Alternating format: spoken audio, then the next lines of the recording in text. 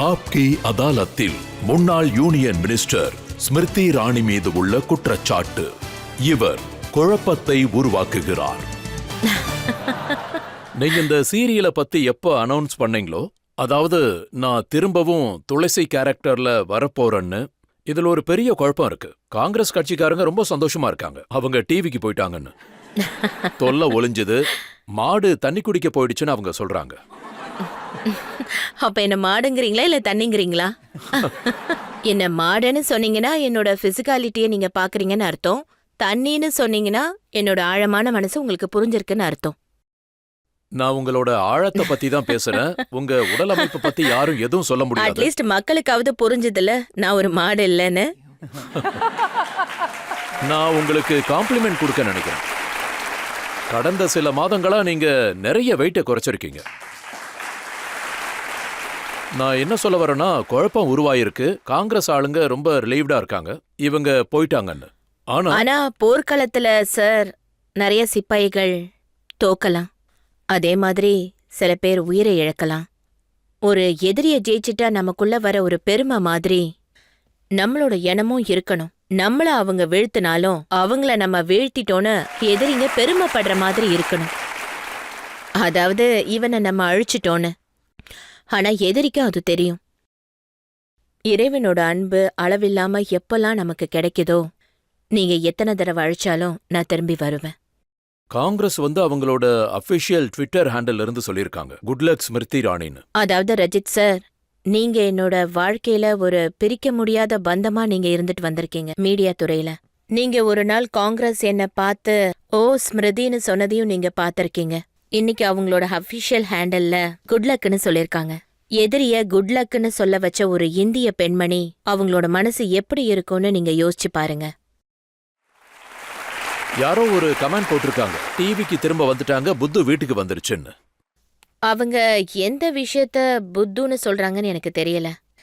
திறமையான ஒருத்தர் 25 வருஷமா ஊடகம், டெலிவிஷன்ல, அரசியல்லையும் தன்னோட இடத்த பிடிச்சவங்க, தரை மட்டத்துல இருந்து தன்னோட உழைப்பால அதிர்ஷ்டத்தை மாத்தினவங்க, அதாவது ரொம்ப கடினமான சூழ்நிலையில கூட நாட்டோட கண்ணியத்துக்காக பணியாற்றிய ஒருத்தரை அவங்கள போய் காங்கிரஸ்காரங்க புத்துன்னு சொல்றாங்கன்னா நான் புத்துவாவே இருந்துட்டு போறேன்.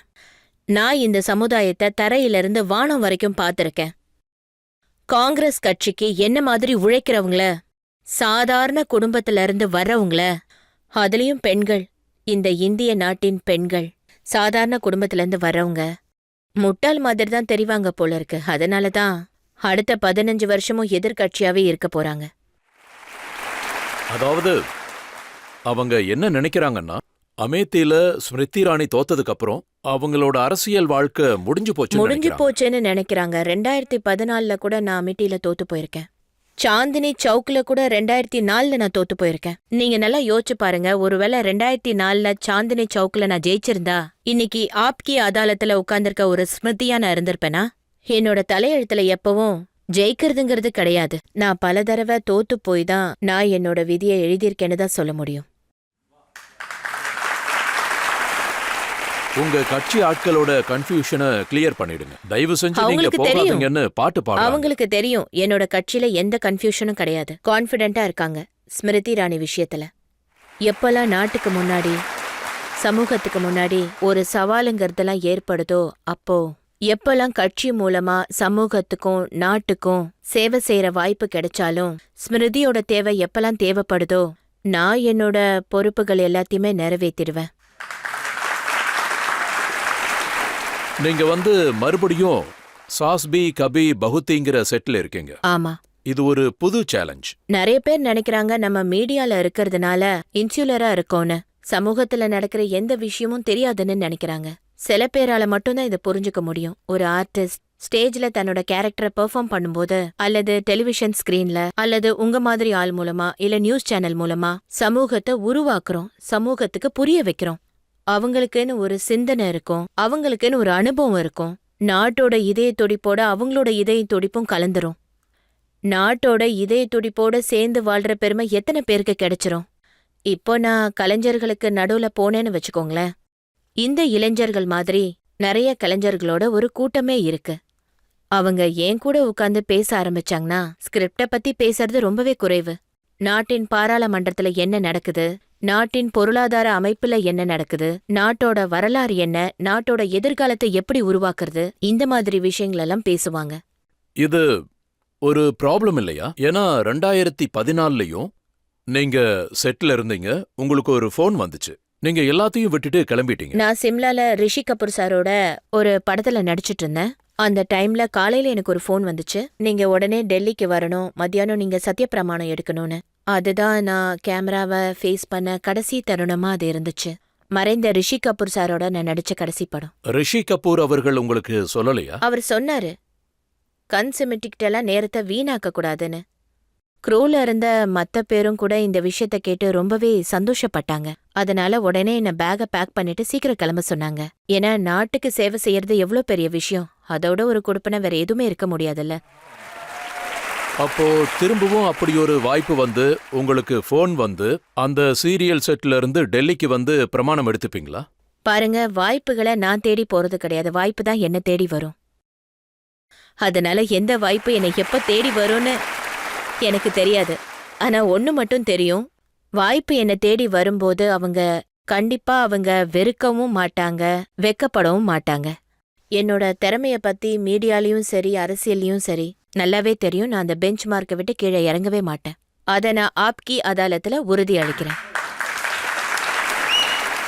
நிறைய தடவை பார்த்திருக்கோம், ஃபிலிம் ஸ்டார் அமிதாப் பச்சன் அரசியலுக்கு வந்தாரு, அதுக்கப்புறம் ரொம்ப விரக்தி அடைஞ்சிட்டாரு. இது ஒரு செஸ் போல், இதுக்கப்புறம் நான் அரசியலுக்கே போக மாட்டேன்னு சொல்லிட்டாரு. ராஜேஷ் கண்ணா சாரும் அரசியலுக்கு வந்து விரக்தி அடைஞ்சு திரும்ப போயிட்டாரு.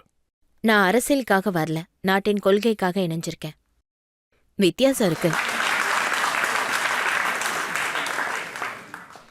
அதாவது அரசியலுக்கு வந்தா நமக்கு நம்ம ஏதாவது ஒன்னு தேடுவோம். நாட்டோட கொள்கைக்காக நம்ம இணைஞ்சோம்னா நாட்டுக்காக, நாட்டோட பெரிய உயரத்துக்காக புதிய சாதனைகளை நம்ம தேடுவோம். ரெண்டுத்துக்கும் வித்தியாசம் இருக்கு. நமக்காக பண்ணிக்கிறது நிறைய பேர் அதை பண்ணுவாங்க. மத்தவங்களுக்காக வாழ்றது, மத்தவங்களுக்காக நம்ம சேவை செய்யணும்னு நினைக்கிறது, அப்படிப்பட்ட வாய்ப்புகள் ஒரு குடுப்பனை வெகு சில பேருக்கு தான் கிடைக்கும். என்ன பொறுத்த வரைக்கும் நமக்கு இப்படி ஒரு வாய்ப்பு கிடைச்சா அதுக்காக நம்ம உயிரை கொடுத்தாவது வேலை செஞ்சாகணும். என்னோட வாழ்க்கையோட மிகப்பெரிய சாதனையே இதுதான். பிஜேபிக்கு ஸ்மிருதி இரானியா வந்தேன், இப்போ நான் எல்லாருக்கும் அக்காவா மாறியிருக்கேன். உங்க பங்களிப்பு வந்து துளசிங்கிற கேரக்டர்லயும் ரொம்ப பெருசா இருந்தது. அதுவும் மக்களுக்கு ஒரு புதுவிதமான சிந்தனையை உருவாக்குச்சு. எங்க டீம்ல நாங்க 150 பேர் இருந்தோம். நாங்க முதல் தடவை ஷோ பண்ணும்போது ஏக்தா கபூரை தாண்டி என்கிட்டயும் ஒரு பெரிய வீடு இருந்திருக்கலாம், ஒரு பெரிய பேங்க் பேலன்ஸ் இருக்கலாம், ஒரு பெரிய வண்டி இருக்கலாம். ஆனா சமூகத்துல நான் நிறைய ரசிகர்களை பார்க்கும்போது நான் அவங்களுக்கு நன்றி சொல்லுவேன். ஏன்னா அவங்களாலதான் 150 குடும்பங்கள் வாழுது. இப்பவும் நாங்க அந்த சீரியலை திரும்ப பண்ணும்போது அது வெறும் கேரக்டர் இல்ல, அது வெறும் சீரியல் மட்டும் கிடையாது, பல பேரோட தினக்கூலி அது. அது மக்களால மட்டும்தான் அது நல்லா வளரும், பெருசாகவும் முடியும். அதனால நல்லா ஞாபகம் வச்சுக்கோங்க, எப்பெல்லாம் நீங்க டிவி ஆன் பண்றீங்களோ யாரோ ஒருத்தரோட வீட்ல அடுப்பு எரியுதுன்னு அர்த்தம். எனக்கு இன்னொரு விஷயமும் சொன்னாங்க, அந்த நாட்கள்ல உங்களுக்கு 1800 ரூபா சம்பளம் கிடைக்குமா? ஆமா, எனக்கு மெக்டொனால்ட்ஸ்ல மாசம் 1500 ரூபா சம்பளம் கிடைக்கும். அப்பதான் என்கிட்ட ஒருத்தவங்க சொன்னாங்க, நீங்க மட்டும் ஆக்டிங் பண்ணீங்கன்னா உங்களுக்கு ஒரு நாளைக்கு 1500 ரூபா சம்பளம் கிடைக்கும்னு. அப்ப என்னோட மொத்த கவனமும் அதுல மட்டும்தான் இருந்துச்சு. நீங்க பொருளாதாரத்துல ரொம்ப கஷ்டப்படுறீங்க, ஒருவேளை நீங்க நல்ல சம்பளம் வாங்கணும்னா நீங்க இது பண்ண நல்லா இருக்கும்னு சொன்னாங்க. ஒரு பக்கம் ஏக்தா இருந்தாங்க, நான் ஒரு பெரிய வரலாறை உருவாக்க போறேன்னு அவங்க ரொம்ப சந்தோஷமா இருந்தாங்க. மேடம், எனக்கு சம்பளத்தை தவிர வேற எதுவுமே முக்கியம் இல்லைன்னு சொன்னேன். நீங்க தினமும் வாங்கின 1800 இப்போ 18 லட்சம் ஆயிடுச்சாமே. 18 லட்சம்லாம் ஆகல. ஒருவேளை அப்படி கிடைச்சாலும் அது ஒன்றும் பெரிய விஷயம் இல்ல. ஏன்னா நம்மளோட ஃபீல்ட்ல ஆண்களை விட பெண்களுக்கு ரொம்ப குறைச்ச சம்பளம் தான் கிடைக்குது. நான் ஃபீல்டுல இருந்த வரைக்கும் எல்லார விடவும் நான் அதிகமான சம்பளம் தான் வாங்கிட்டு இருந்தேன். எனக்கு இத கேமரா முன்னாடி சொல்றதுக்கு எந்த விதமான பிரச்சனையுமே கிடையாது. ஏன்னா என்னோட டாக்ஸை நான் கரெக்டா கட்டிடுவேன். என்னோட விருப்பம் என்னன்னா, என்ன மாதிரி எல்லா ஆக்ட்ரஸுமே என்னோட இந்த ப்ரோக்ராமை பார்த்தாலோ இல்ல இங்க இருக்கிறவங்களும் சரி அவங்களோட ஃபீல்ட்ல போய் சொல்லணும், எனக்கு டேலண்ட் இருக்குன்னா நம்மளோட கம்பெனிய அடுத்த லெவலுக்கு கொண்டு போக முடியும்னா எனக்கு ஆண்களுக்கு ஈக்குவலா சேலரி வேணும், நான் ஆண்களை விட பெட்டரா பண்ணா அதை விட பெட்டர் கான்ட்ராக்ட் வேணும்னு கேட்கணும். நீங்க துளசி ரோல்ல நடிச்சீங்க, அது மூலமா ஒரு இமேஜ் கிடைச்சது. அதனால உங்களுக்கு அரசியல் ஏதாவது பலன் கிடைச்சதா? கண்டிப்பா இல்ல, லாஸ் தான் ஆச்சு. ஏன்னா நான் இந்த அரசியலுக்கு புதுசா வந்தப்போ இந்த நடிகைகள்லாம் சீரியஸா இருக்க மாட்டாங்கன்னு ஒரு கண்ணோட்டம் இருந்துச்சு. அவங்களுக்கு சட்டத்தை பத்தி எதுவும் தெரியாது, நாட்டோட சட்டத்தை பத்தி எதுவும் தெரியாதுன்னு நினைச்சாங்க. ஒரு அமைப்புல இருந்தா தன்னோட பொறுப்புகளை முழுசா நிறைவேற்ற மாட்டாங்கன்னு நினைச்சிட்டு இருந்தாங்க. டைம் ஸ்பெண்ட் பண்ண மாட்டாங்க, மக்களை போய் நேர்ல சந்திக்க மாட்டாங்க, ஏழைகளுக்கு போய் உதவி பண்ண மாட்டாங்க. நான் எந்த கான்டாக்ட்ஸ்ல கேட்டேன்னா, ஹேமமாலினி இருக்காங்க, அவங்களும் பிஜேபியில ஆமா. பெரிய ஸ்டார் கேம்பெயினரா இருக்காங்க, மெம்பர் ஆஃப் பார்லிமெண்ட்ல இருக்காங்க. அவங்க பப்ளிக் மீட்டிங் போனா அங்க இருக்கிற மக்கள் ஷோலே படத்தோட டயலாக் சொல்லுங்கன்னு சொல்லுவாங்க. அதுக்கு அவங்க சொல்லுவாங்க, செல் தன்னோ, இன்னைக்கு பசந்திக்கு மரியாதை பிரச்சனைன்னு. நீங்க போகும்போது மக்கள் உங்ககிட்ட துளசி டயலாக சொல்லுங்கன்னு கேட்க டெலிவிஷன்ல மாட்டாங்க. என்னோட கண்ணியத்தை பத்தி கேள்வி எழுந்ததே கிடையாது. ஆனா ஹேமாஜி ஒரு நடிகையா இருந்த காலகட்டத்துல ஐகானிக் டயலாக்ஸ்க்காகவும் ஐகானிக் படங்களுக்காகவும் பிரபலமானவங்க. இப்போவும் அவங்கள அதே கண்ணோட்டத்துல தான் பாக்குறாங்க. ஏன்னா அப்படி ஒரு முத்திரை குத்தப்படுது. நாட்டின் கலாச்சார வரைபடத்துல மீடியாவால உருவாக்கப்படுறது இதெல்லாம். என்னோட சீரியல்ல இந்த மாதிரி ஐகானிக் டயலாக்லாம் இருந்ததே கிடையாது. நாங்க ஒரு சாதாரண பெண்ணோட ஒரு குடும்ப வாழ்க்கைய பத்தி தான் காட்டிட்டு இருந்தோம். அதே மாதிரி அரசியல்லையும் நான் நல்லா யோசிச்சு நிதானமா ஒரு முடிவெடுத்தேன். என்ன யாராவது ஒரு பொலிட்டிக்கல் ஆக்டிவிஸ்டாவா பார்த்தாங்கன்னா அவங்களுக்கு ஸ்மிருதி இராணி தான் தெரியணும். நான் ஒரு கதாபாத்திரத்தை வச்சு மக்களோட சிந்தனைகளை நான் மழுங்க வைக்கணும்னு நினைச்சது கிடையாது. போலியான பிம்பத்தை உருவாக்கவே கூடாது. ஏன்னா அரசியலுங்கிறது ஒரு போலி விளையாட்டு கிடையாது. அதுல இன்னொரு விஷயம் என்னன்னா, என்னோட வயசு அதுல ரொம்பவே குறைவா இருந்தது.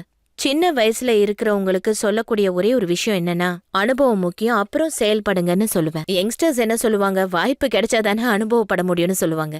முதல் விஷயம், எனக்கு வயசு கம்மி, அதுலயும் நான் ஒரு பொண்ணு, அதுலயும் நான் ஒரு சீரியல் ஆக்ட்ரஸ் வேற.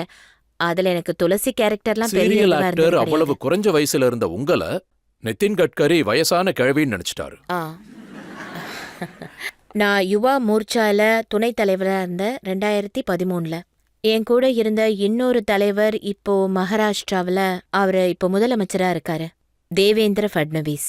அப்புறம் பர்பனில இருந்து சுஜித் சிங் தாக்கூர் எனக்கு தலைவரா இருந்தாரு. அந்த மாதிரி பெரிய அமைச்சர்கள் இன்னைக்கு மகாராஷ்டிராவுல எம்எல்சில இருக்காங்க. நிதின்ஜி அவங்க எல்லாரையும் கூப்பிட்டு, உங்களுக்கு மூலகில கெட்டு போச்சா, அந்த வயசான பொம்பளைய யுவா மூச்சாவுல எதுக்கு துணைத் தலைவரா போட்டீங்கன்னு இவங்க எல்லாரும் போய் நிதின்ஜி சார் கிட்ட சொல்ல வேண்டியதா போயிடுச்சு. 70 வயசா துளசி கேரக்டர்ல நடிச்சிருக்காங்க, ஆனா அவங்களுக்கு 25 வயசு தான் ஆகுது. அப்புறம்தான் நிதின் சாருக்கு ஒரு சந்தோஷம் வந்துச்சு. அப்பனா பரவாயில்ல விட்டுருங்க, யுவா மோர்ச்சாவுல 70 வயசு பொம்பளைக்கு என்ன வேலைன்னு நினைச்சேன்னு நீங்க சொன்னாரு. என்னதான் சொன்னாலும் அந்த துளசி கேரக்டர் உலகம் முழுக்க எல்லாருக்கும் தெரிஞ்சிருக்கு. அதாவது நீங்க மதீனா போனப்போ அங்கேயும் துளசிய பாக்குறதுக்காக மக்கள் வந்தாங்கன்னு கேள்விப்பட்டேன். நான் ஒரு அமைச்சரா மதீனாக்கு போயிருந்தேன். அங்க போய் எனக்கு ஒரு சின்னதா ஒரு சிந்தனை கூட இருந்துச்சு. நான் நம்ம கலாச்சார முறைப்படி போயிருந்தேன்.